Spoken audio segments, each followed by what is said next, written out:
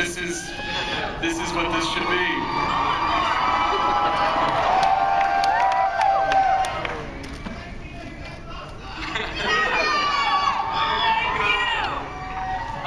Just in case you didn't know before, that guy didn't even need a microphone. Just to say it.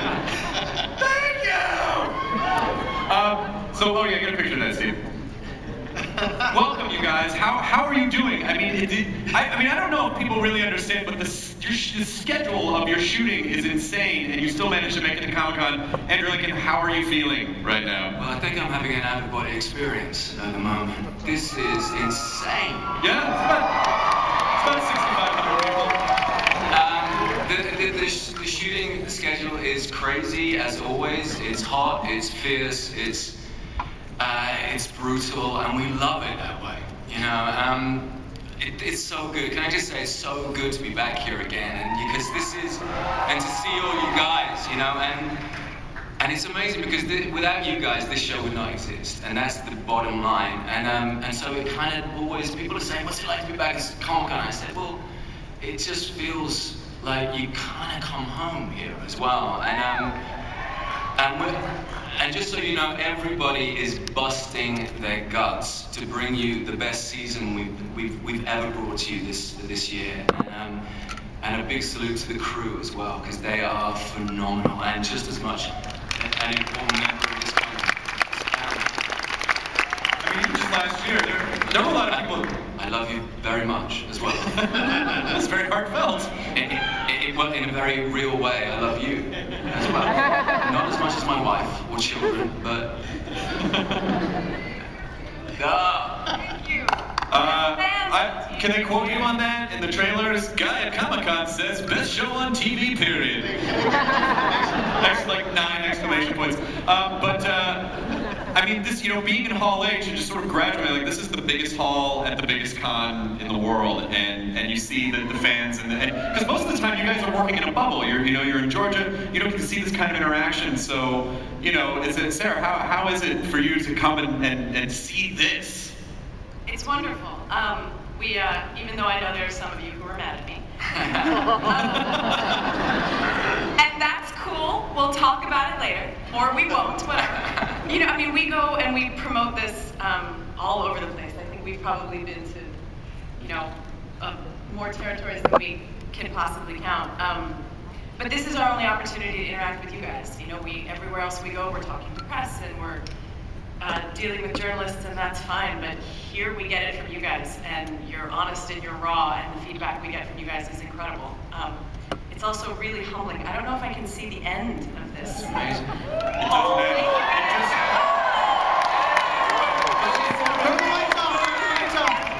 It just sort of blends into the horizon, like, as far as you can see. It's intimidating. Hi to the stormtroopers at the back. I always, like, especially as a panel, I always wonder, like, if that girl got infected and became a zombie, like, how quickly could Hall H just turn like that? Like, how quickly would it spread? I'm sure there's a sim that you could run that would tell you the answer to that. The apocalypse starts at Comic-Con. Norman Reedus, Daryl Dixon, people.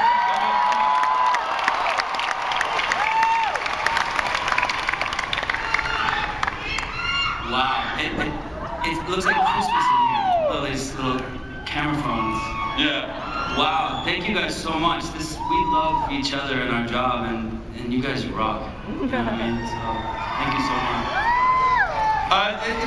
Norman, the ladies seem to be all up in your business. Everybody loves a redneck, you know.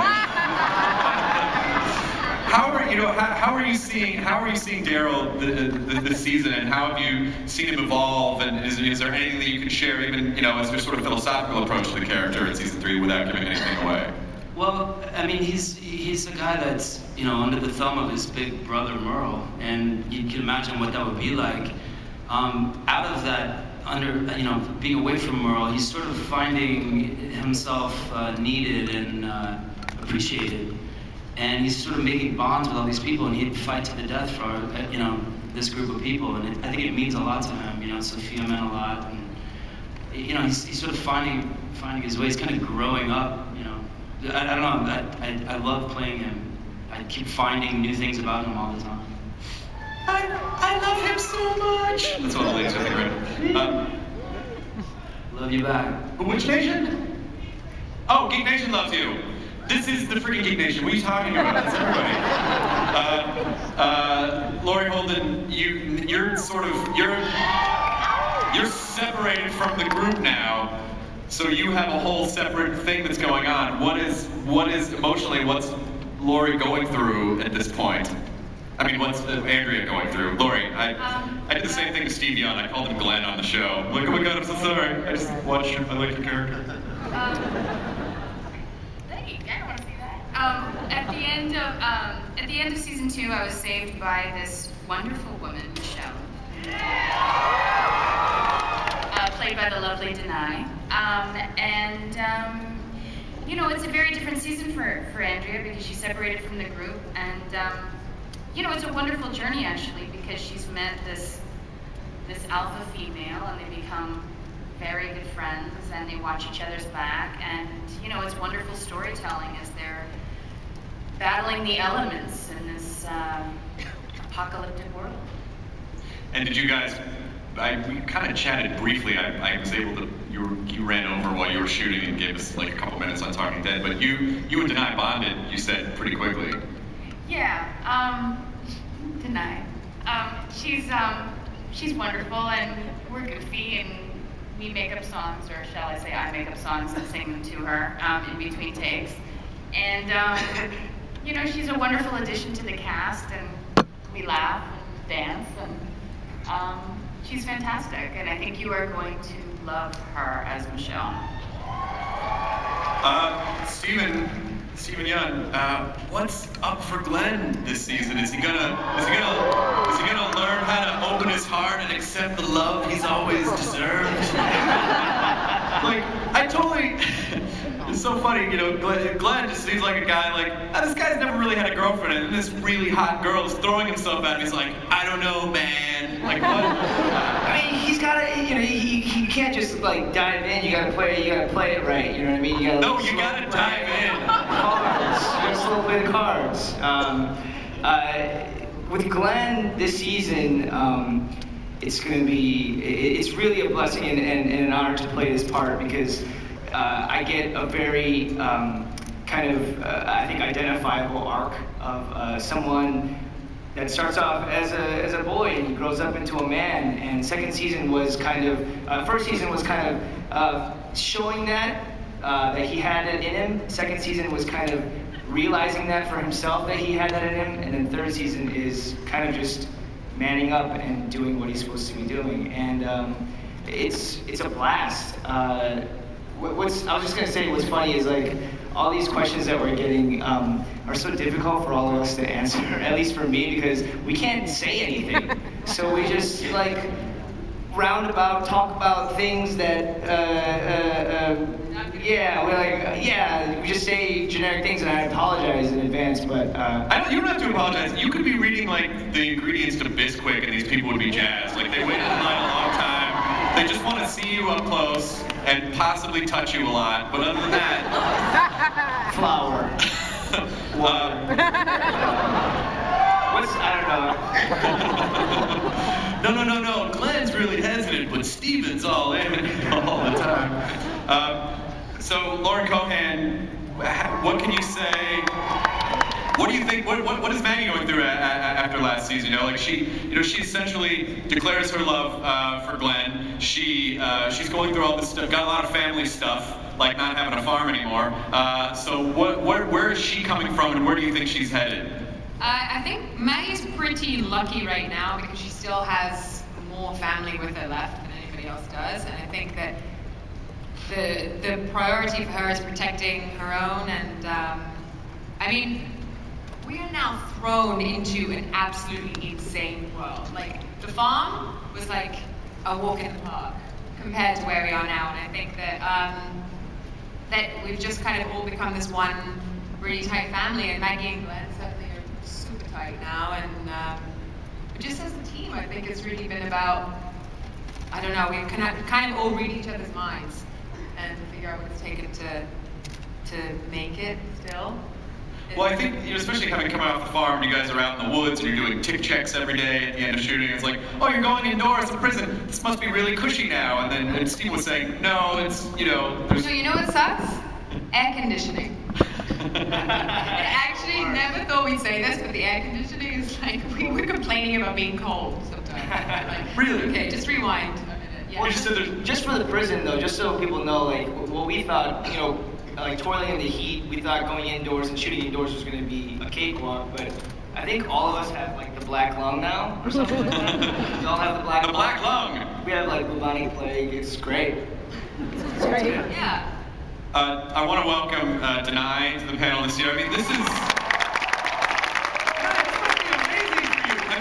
This must be amazing for you. Just give us a little glimpse of what your life has been like since we were able to announce that you had become this character that so many people were excited about seeing. What's your life like now?